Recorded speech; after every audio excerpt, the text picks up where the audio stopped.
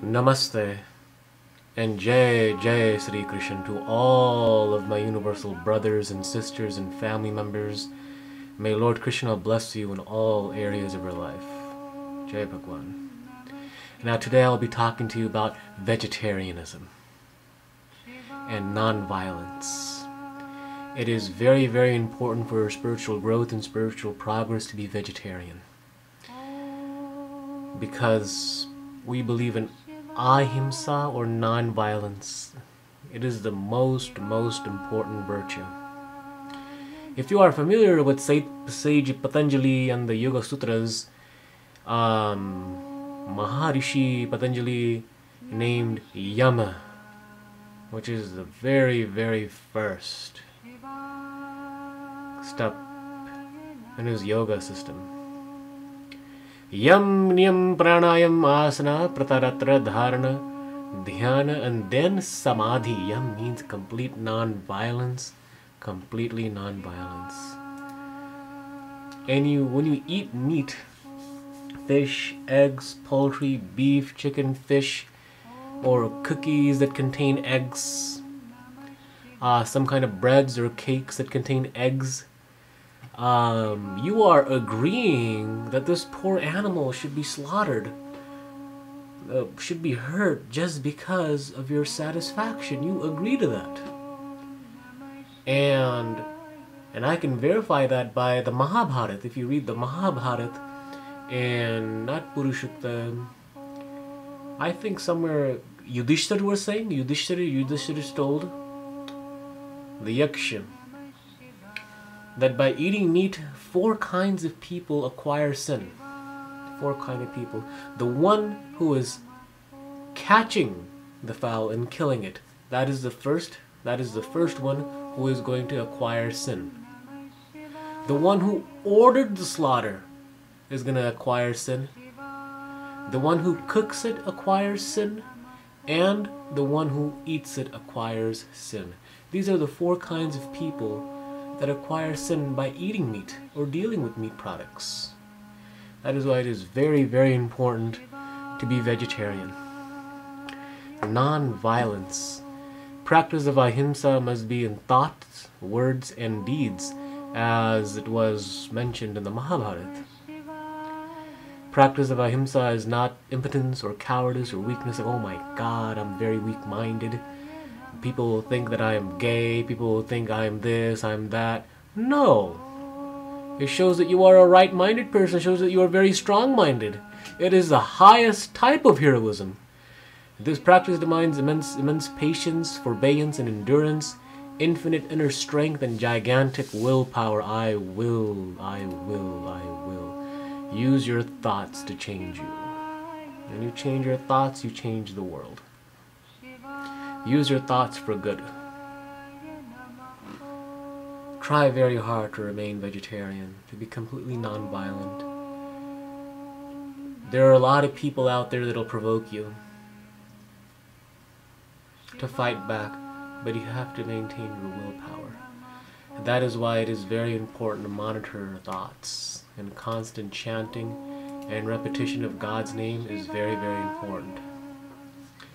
When someone ridicules you, puts you down, insults you, or slanders you in any shape or any form, at the very same time, you should picture the image of God. Picture Lord Shiva, Lord Vishnu, Krishna, Durga, any deity. Focus on his or her form. For example, Lord Shiva. Lord Shiva is extremely beautiful. Very beautiful Lord Shiva sitting on Mount Kailash with Mother Ganga flowing from his hair. There's a moon crescent on the right side of his forehead. He is blessing the entire world. He has a trident which destroys all evil. He is Sat Chit Anand Ghan. He is eternal peace, eternal love, infinite power. Around his neck is a garland of snakes. He lives in the hearts of every individual. If someone insults you, you automatically see Lord Shiva in that person. If someone insults you, automatically says that Lord Shiva will enter his heart and change his thoughts. If you have the image of Lord Shiva, you'll have so much peace and it'll automatically change your thoughts. It is a progress. That is why I always say, mentally you must think about God. Give your mind some kind of task to do. Ahimsa is a modification or expression of truth only. Satyam and ahimsa go together. Truth and non-violence go together.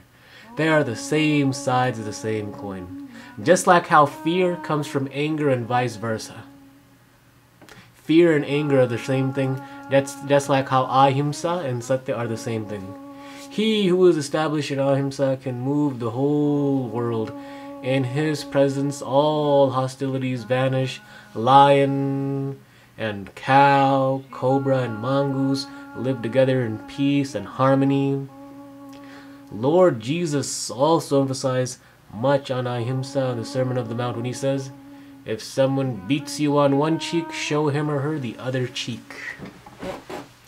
Now this is, a little bit far in modern days, we cannot do this.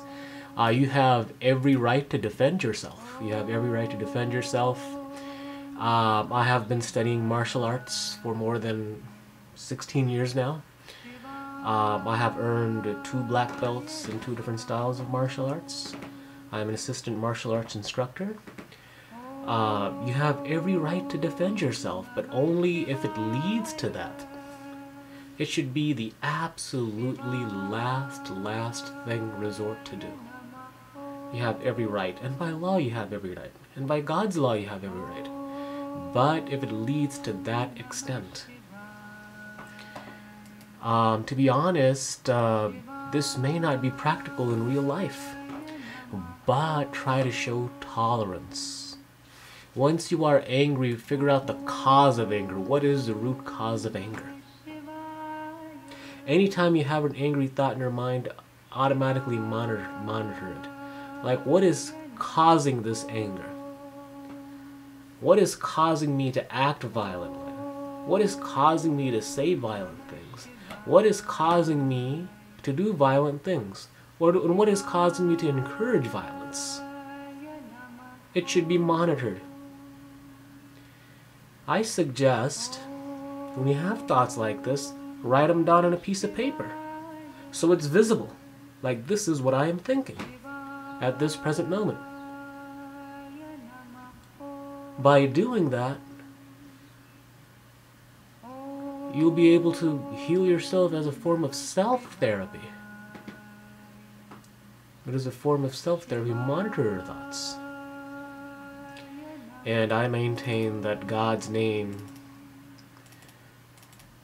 should be chanted 24 hours a day mentally, in your hearts, in your minds, your thoughts, your deeds.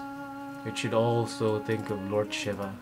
So therefore, by doing that, you will automatically be tolerant. And you will automatically be calm and cool when someone says something bad to you, when someone does something bad to you. I myself, I have pet peeves as well. For example, I had a huge pet peeve when people used to make fun of me. Growing up in high school, children can be cruel, not socializing. I was the heaviest kid in school. I used to weigh 350 pounds at one time. By the grace of God, by the grace of Lord Krishna, Lord Shiva, Brahma, by the grace of the one with infinite names, I have lost more than 150 pounds, and then I've put on a lot of muscle. And I am not innocent. I too was involved in many physical altercations because of constant taunting and harassing. I am a very honest man. I own up to what I did. I was expelled from high school for getting involved in so many fights. Literally, physically expelled because of their sayings. I said to myself, I meditated and meditated and meditated and read the Hindu scriptures, and my parents counseled me, my aunts and uncles counseled me. It said, if I let their words harm me and define me, I mean, that makes me a very limited, very weak-minded person. Nobody can define me. I was called many, many nasty names like, you know, fuck F, and you know what, fat ass, Sasquatch, Bigfoot, King Kong, lard ass, so many, many different kinds of bad names. And I got to the point where I just couldn't take it anymore, and I lashed out physically. But instead of lashing out physically, I now realized that I should have taken out that same amount of anger and just drank it and released it back into the cosmos by thinking of God's name. That those words do not define me. Harsh words, harsh criticisms, ridicule does not define me. Or anybody else. There is nobody that can define you or define me. But you can define yourself. And God helps those who help themselves. So I started maintaining a balanced diet, going to the gym, and have been studying martial arts for many, many years now. And by the grace of God, I've been very successful. And those who once ridiculed me are now my very, very best friends. And I love them dearly. They owned up to what they did. So that is why it is very important to monitor your thoughts and practices. If one shows ahimsa, it is a great, great, great stepping stone for self-realization. He who practices ahimsa, right, develops cosmic love to a maximum degree. That is why I always refer to all of you as my universal brothers and sisters. And in actuality, you are. Practice of ahimsa eventually leads to realization of oneness or unity of self. Such a man can only attain self-restraint. Self-restraint meaning Kam, Krodh, Lobh, Madh, Moho. Alright? Ahimsa leads to, non-violence lead to, the control over desires, your anger, greed, right? Envy, and attachment. These are the 5 things we must get rid of. Practice of ahimsa leads to realization of oneness. A tooth for tooth, blow for blow. I mean, all this is ridiculous. I mean, Mahatma Gandhi himself said, an eye for an eye will make the whole world blind. These are people of beastly nature. You don't want to do that. You don't want to lower yourself to those of demons. You want to uplift yourself. You want to be a role model. Ahimsa teaches you how to become a great, great role model. How can you be a role model for yourself and others? I have said it like this over and over and over, like a tape recorder. I mean, I feel like a little kid, one of my nephews, going on a long trip. Are we there yet? Are we there yet? Are we there yet? Are we there yet? Are we there yet? Are we there yet? Are we there yet? No, no, no, no, no, we're not there yet, there yet, there yet, there yet, there yet. Are we there yet? Are we there yet? Are you there yet? But what can I do? I'm going to continue to maintain and ask you, ask yourself, how can I be a role model for myself? And how can I be a role model for others? Ahimsa and Satyam, by these 2 things, you can be a great role model. You can uplift the community, uplift humanity. And just like a little kid, I'm going to continue to say that service to humanity is, was, and always will be a service to God. Because you are directly serving God through others. And God works with people through other people. Be a tool for God. How can you make yourself a tool for God? If you want to be a tool for God, and you're doing, and you are not doing ahimsa, and you are not doing, humanity, you are not practicing truth, how can you be a role model? You have to love yourself, you have to love other people, you have to uplift the community, and you have to uplift humanity. By doing that, we will have world peace and no need for guns or weapons, no need for wars and this senseless violence over religion. Truth is one, truth is all, and all is truth. Thank you very much for viewing my YouTube blogs. May Lord Krishna, may Lord Shiva bless you in all areas of your life. May God grant you peace and happiness. Please subscribe. Ask me questions. My email is the description box at supremelordkrishna@yahoo.com.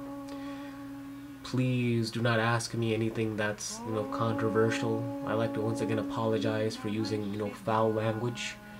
There are many people watching YouTube. Please do not ask me questions that that are controversial, like abortion, affirmative action, the death penalty, same-sex marriage, legalizing marijuana, stem cell research, or anything that is controversial. Please, if you want to ask questions about Hinduism, about meditation, yoga sutras, which is my favorite book, or anything that has to do with spirituality. May Lord Krishna bless you. Jai Bhagwan. Om Shanti. Shanti.